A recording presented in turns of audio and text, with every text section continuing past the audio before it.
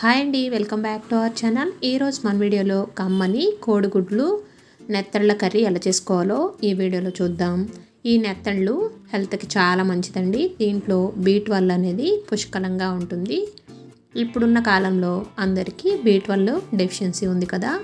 ఇలా నెత్తళ్ళు కనుక చేసి పెట్టారంటే హెల్త్కి హెల్త్, టేస్ట్కి టేస్ట్ అండి. లేట్ చేయకుండా వీడియోలోకి వెళ్ళిపోదామా. ముందుగా దీనికోసం నెత్తళ్ళని ముందుగానే క్లీన్ చేసేసుకున్నానండి. ఇలా తలకాయి తోక తీసేసుకొని ఒక బౌల్లో వేసుకోవాలి. నేనైతే 150 గ్రామ్స్ నెత్తళ్ళని తీసుకున్నాను. వీటిలో ఇప్పుడు హాట్ వాటర్ వేసుకోవాలి. బాగా వేడి నీళ్ళు కొద్దిగా వేసుకొని ఒక 5 నిమిషాలు అలా వదిలేయాలండి. అప్పుడు ఈ నెత్తళ్ళలోని డస్ట్ అంతా ఈజీగా వచ్చేస్తుంది. ఇలా ఒక 10 నిమిషాలు వదిలేసేసి నీట్గా ఒక 4-5 టైమ్స్ వాష్ చేసేసుకొని ఇలా ఒక ప్లేట్లోకి తీసుకోవాలి. నీట్గా కడిగిన తర్వాత మీకు కలర్ కూడా చేంజ్ వచ్చేస్తుందండి. దీని మీద వైట్ లేయర్ అంతా పూర్తిగా పోయి నీట్గా అయిపోతుంది. ఇసుక కూడా ఈజీగా వచ్చేస్తుంది ఇలా వాష్ చేసుకోవడం వల్ల. ఇలా పక్కన పెట్టుకొని బాయిల్డ్ ఎగ్స్ కూడా పక్కన పెట్టుకోవాలి. ఇప్పుడు స్టవ్ వెలిగించి ప్యాన్ పెట్టుకొని 1/2 కప్ ఆయిల్ వేసుకోవాలి. ఆయిల్ బాగా హీట్ అయిన తర్వాతే నెత్తళ్ళని యాడ్ చేయాలండి. అప్పుడే అవి చెదిరిపోకుండా ప్యాన్కి కూడా అంటుకోకుండా ఫ్రై అవుతాయండి. ఇలా వేసేసుకొని వీటిని మీడియం ఫ్లేమ్లో మంచి కలర్ వచ్చే వరకు ఫ్రై చేసుకోవాలండి. ఇలా వేయించేసుకున్న తర్వాతే కర్రీలో వేసుకోవడం వల్ల మనకి నెత్తళ్ళలాగే ఉంటాయి, చెదిరిపోకుండా వస్తాయి. లేకపోతే చిన్న చిన్న ముక్కల కింద అయిపోతాయండి. ఇలా ఫ్రై చేసుకున్నప్పుడే కొద్దిగా పసుపును వేసుకున్నామంటే ఎటువంటి నీసు వాసన కూడా రాదండి. ఎండు చేపలు అనగానే చాలామంది వాసన వస్తాయండి అని తినరండి. ఇలా పసుపు వేసుకుని వేయించుకున్నామంటే ఎటువంటి స్మెల్ రాదు. వీటిని బాగా వేయించుకోవాలి. ఇవి ఫ్రై అయిపోయినాయండి. వీటిని ఒక బౌల్లోకి తీసేసుకుందాం.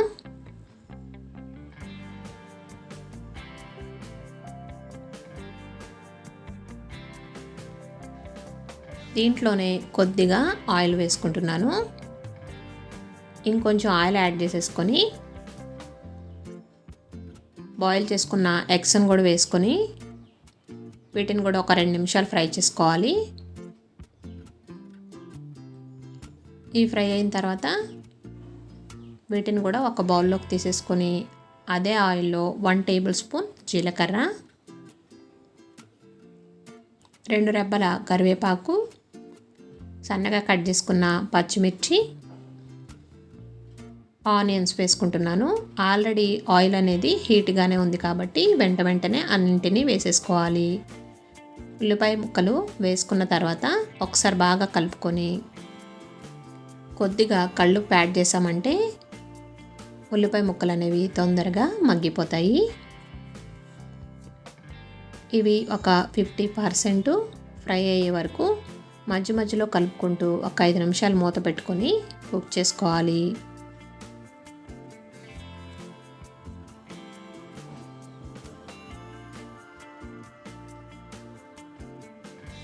మూత పెట్టుకొని మధ్యలో కలుపుకుంటూ గోల్డెన్ బ్రౌన్ కలర్ వచ్చే వరకు ఫ్రై చేసుకోవాలి. ఇంచుమించుగా కొద్దిగా సాఫ్ట్గా ఫ్రై అయిపోయినాయి కదా ఉల్లిపాయ ముక్కలు. ఒకసారి కలుపుకొని చిన్న ముక్కల కింద కట్ చేసుకున్న టమాటాలు ఒక 4 వేసుకుంటున్నాను. టమాటాలు వేసుకొని ఒకసారి కలుపుకొని టమాటా సాఫ్ట్గా కుక్ అయ్యే వరకు కలుపుకుంటూ మధ్యలో మూత పెట్టుకొని ఒక 5 నిమిషాలు ఫ్రై చేసుకుందాం.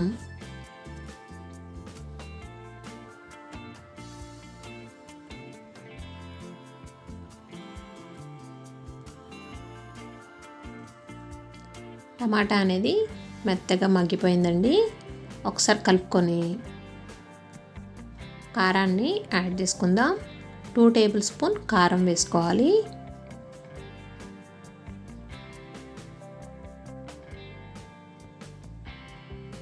ఇలా కారం వేసుకొని బాగా కలుపుకొని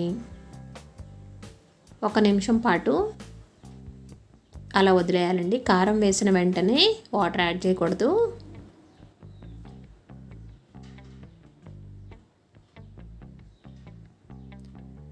దీంట్లో ఫ్రై చేసుకున్న ఎగ్స్ నెత్తళ్ళు కూడా వేసేసుకుంటున్నాను. ఇలా వేసుకొని ఒకసారి బాగా కలుపుకోవాలి.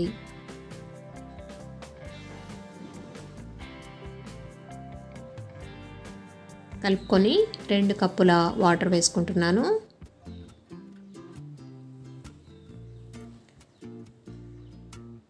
రెండు కప్పుల వాటర్ వేసుకొని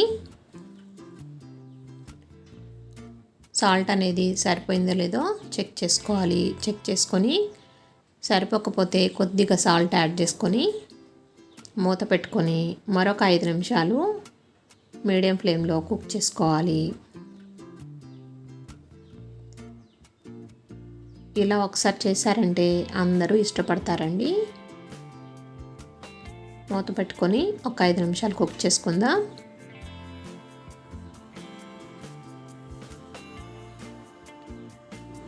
కర్రీ అనేది రెడీ అయిపోయిందండి.